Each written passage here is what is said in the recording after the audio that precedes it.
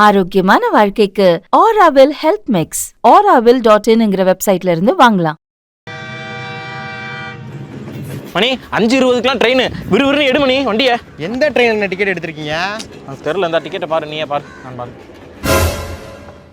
அண்ணே, இந்த டிக்கெட்டை வச்சுட்டு ட்ரெயினில் ட்ராவல் பண்ணக்கூடாதுண்ணே.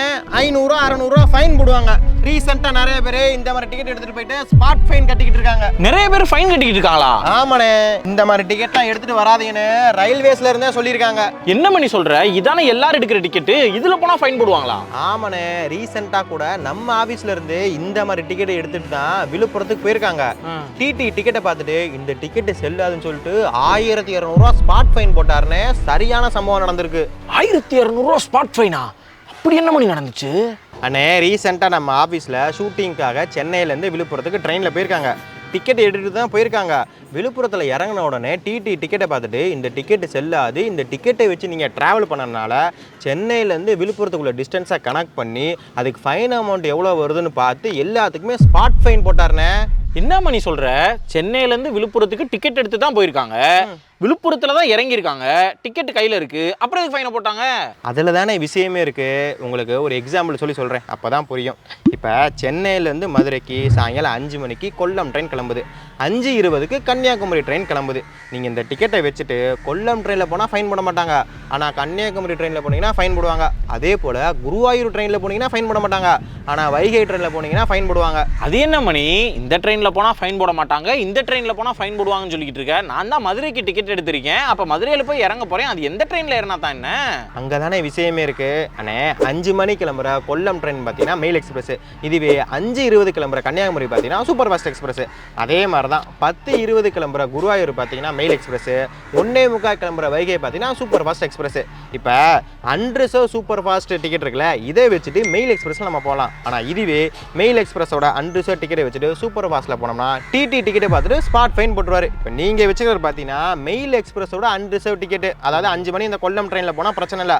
ஆனால் இதுவே 5:20க்கு போகணும்னு சொன்னீங்களே ட்ரெயின், அது பார்த்தீங்கன்னா கன்னியாகுமரி சூப்பர் ஃபாஸ்ட் எக்ஸ்பிரஸ். இதை வச்சு அதில் போனீங்கன்னா ஃபைன் போட்டுருவாருண்ணே டிடி. ஓ, ஆனால் கவுண்டரில் டிக்கெட் கொடுக்குறவங்க எந்த ட்ரெயினுக்குன்னு சொல்லி கேட்டு அவங்க கரெக்டாக தான் தருவாங்க. ஆனால் டிக்கெட் எடுக்கிற நம்ம தான் அவசரத்தில் மதுரைக்கு ஒரு அன்ரிசர்வ் டிக்கெட் கொடுன்னு சொல்லிட்டு வாங்கிட்டு இந்த விஷயமே தெரியாமல் அன்ரிசர்வ் டிக்கெட்டை வச்சுட்டு எந்த ட்ரெயினில் போனால் என்ன மதுரையில் போய் இறங்க போகிறோன்னு சொல்லிட்டு மெயில் எக்ஸ்பிரஸ் டிக்கெட் எடுத்துட்டு சூப்பர் ஃபாஸ்ட் நம்ம வாட்டி ஏறிடுவான். அப்புறம் டிடி பார்த்துட்டு ஸ்பாட் ஃபைன் போட்டுருவாரு. ஐயோ, நல்ல வேலை, இந்நேரம் நான் மாட்டிருப்பேனே மணி. நீங்கள் பரவாயில்ல, நம்ம டீம் இதை விட மோசமாக ஒரு விஷயம் பண்ணாங்க. நம்ம டீமா? பண்ணக்கூடிய ஆட்கள் தான். அப்படி என்ன பண்ணி பண்ணாங்க? என்ன விஷயம்னா, விழுப்புரத்துக்கு ஷூட்டிங் கிளம்பியிருக்காங்க. விழுப்புரத்துக்கு ஏகப்பட்ட பேசஞ்சர் ட்ரெயின் இருக்குது. இவங்க என்ன பண்ணியிருக்காங்க, ஸ்டேஷனில் போயிட்டு இந்த ஆட்டோமேட்டிக் டிக்கெட் வெண்டிங் மிஷின் அப்படின்னு ஒன்று இருக்கும்ல. ஆமாம், நம்மளாவே போய் என்ன வேணுமோ அதை சூஸ் பண்ணி டிக்கெட் எடுக்கிற மாதிரி மிஷின் ஒன்று வச்சுருப்பாங்களே, நம்மளாம் எடுக்கலாம்னு சொல்லிட்டு என்ன பண்ணிட்டாங்க, போயிட்டு பேசஞ்சர் டிக்கெட் எடுத்துட்டாங்க. ஏன்னா விழுப்புரத்துக்கு ஏகப்பட்ட பேசஞ்சர் ட்ரெயின் இருக்குல்ல, பேசஞ்சர் டிக்கெட் எடுத்துட்டு சோழன் சூப்பர் ஃபாஸ்ட்ல ஏறி போயிட்டாங்க. அங்கே விழுப்புரத்தில் இறங்கணும்னு டிடி வந்து டிக்கெட்டை பார்த்துட்டு எடுத்தது பேசஞ்சர் டிக்கெட்டு, ஆனால் வந்தது ஃபுல்லாக சோழன் சூப்பர் ஃபாஸ்ட்ல வந்திருக்கேன்னு சொல்லிட்டு மொத்தமாக 4 பேத்துக்கு சேர்த்து 1200 ஸ்பாட் ஃபைன் போட்டாரு. நல்ல வேலை, நான் இப்போ 5:20க்கு இந்த மெயில் டிக்கெட்டை வச்சு சூப்பர் ஃபாஸ்ட்ல போய் மாட்டிக்க தெரிஞ்சேன். நல்ல வேலை தப்பிச்சிங்க. சரி, ஏன்டா சொல்லியிருந்தா ட்ரெயின் டிக்கெட் எடுத்து கொடுத்துருப்பேனே. அபி அதெல்லாம் டிக்கெட் நீட்டா போட்டு கொடுத்துட்டாமணி. கடைசியில் கிளம்புற நேரத்தில் எப்பயும் பண்ணுவான்ல, அதே மாதிரி வரல அப்படின்னு சொல்லிட்டான். 2 பேருக்கு ஒரே பிஎன்ஆர் நம்பரு, அதனால 2 டிக்கெட் கேன்சல் ஆகி போயிடுச்சு. அண்ணே, அதில் ஒரு ஆப்ஷன் இருக்குண்ணே. இப்போ நம்ம டிக்கெட் புக் பண்ணுறப்ப ஒரு 2 பேருக்கு சேர்த்து புக் பண்ணுறோம், இல்லை 3-4 பேர் மொத்தமாக சேர்ந்து புக் பண்ணுறோம் அப்படின்னா, இப்போ நம்ம புக் பண்ணுறப்ப ஒரே பிஎன்ஆர் நம்பரில் எல்லா டிக்கெட்டும் புக் ஆயிரும். திடீர்னு அதில் ஒருத்தர் வரல, இந்த அபி மாதிரி ஒருத்தர் வரலன்னு சொல்லிட்டான்னு வச்சுக்கோங்களேன், அந்த நேரம் நம்ம கேன்சல் பண்ணால் ஒரே பிஎன்ஆர் நம்பரில் இருக்காங்க எல்லா டிக்கெட்டுமே கேன்சல் நினச்சிக்கிட்டு இருக்காங்க. அப்படி கிடையாது, ஒரு டிக்கெட்டை மட்டும் நம்ம கேன்சல் பண்ணலாம். அது எப்படின்னா, ஐஆர்சிடிசி ஆப்பில் போயிட்டு லாகின்லாம் பண்ணிவிட்டு மை புக்கிங்ஸில் போனால் நம்ம டிக்கெட் புக் பண்ணதெல்லாம் காமிக்கும்.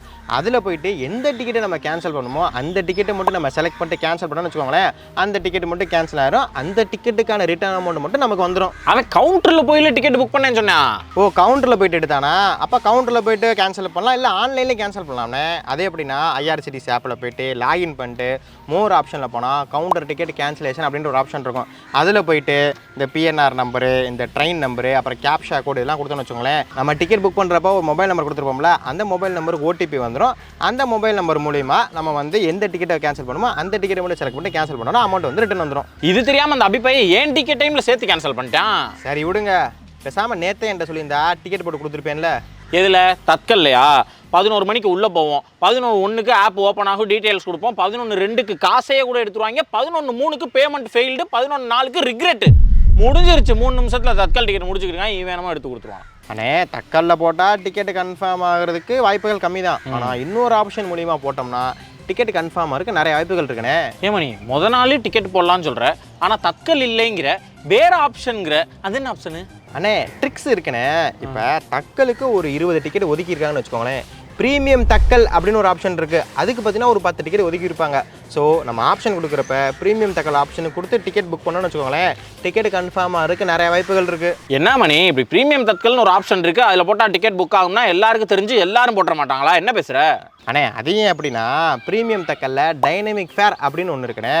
எப்படி சொல்கிறதுனா, இப்போ தக்கல் டிக்கெட் நம்ம புக் பண்ணுறப்ப ஒரு 40 டிக்கெட் ஒதுக்கியிருக்காங்கன்னா 40 டிக்கெட்டுக்குமே ஒரே காசு தான், தக்கல் காசு.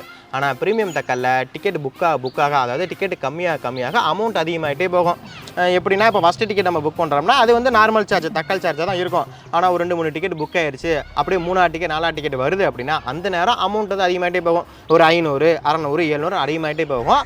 ஸோ நம்ம கடைசியாக புக் பண்ணுறப்ப ஒரு 1100 வந்துருச்சுன்னு வச்சுக்கோங்களேன், அந்த நேரம் நம்ம பேமெண்ட் பண்ணுறதா இல்லை பண்ணாமல் யோசிப்போம்ல. ஸோ அதனால் அமௌண்ட் அதிகமாகிட்டே போகும்னால நிறைய பேர் வந்து ட்ரை பண்ண மாட்டாங்க. அப்போ ப்ரீமியம் தட்கல்ல ஃபஸ்ட்டே கொஞ்சம் போட்டுட்டோம்னா விலையும் கம்மியாக கிடைக்கும், டிக்கெட்டும் கிடைக்குங்கிற வாய்ப்புகள் நிறையா இருக்குது. சரி, இப்போ நீங்கள் எதுக்கு இவ்வளோ அவசரமாக ஊருக்கு போகணும்னு சொல்லிட்டு இருக்கீங்க?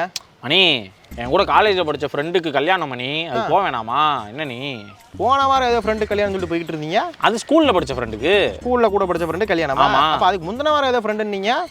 அது வந்து ஆஃபீஸில் கூட வேலை செய்கிறான்ல, அந்த பையலுக்கு சின்ன பையன் ஒருத்தன் நம்ம கூட. ஏன்னா இப்படி எல்லா கல்யாணத்துக்கு போயிட்டு இருக்கீங்க, உங்கள் கல்யாணத்துக்கு எப்படி நாங்கள் வர்றது?